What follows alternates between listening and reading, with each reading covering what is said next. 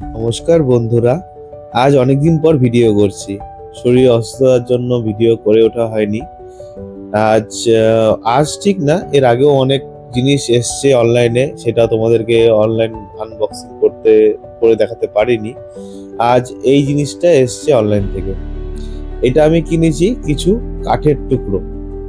তোমরা এটা ভাবতে পারো অনলাইনে কেন কাঠের টুকরো কিনলাম।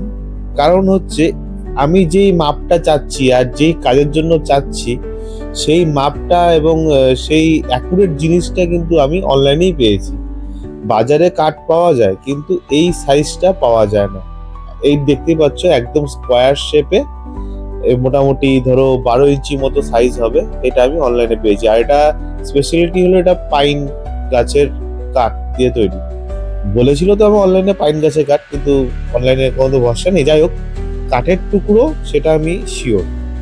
তো এটা নিয়ে আমি অনেক কিছু করার ইচ্ছা আছে। তো দেখা যাক কি করি। তোমরাও আনাতে পারো অনলাইন থেকে, কারণ এটা দিয়ে অনেক রকম কাজ হয়।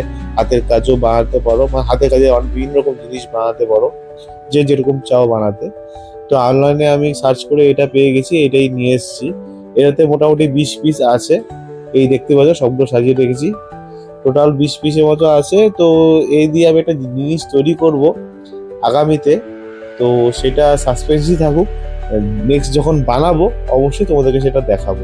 আশা করছি সকলেই ভালো থাকবে, সুস্থ থাকবে, এবং ভিডিওটি আমার কেমন লাগলো অবশ্যই কমেন্ট করে জানাবে। আর হ্যাঁ, আমার এই ভিডিওটি ভালো লেগে থাকলে বা বাকি যে ভিডিওগুলি আছে সেগুলোও ভালো লেগে থাকলে অবশ্যই লাইক, শেয়ার, সাবস্ক্রাইব করবেন। নমস্কার।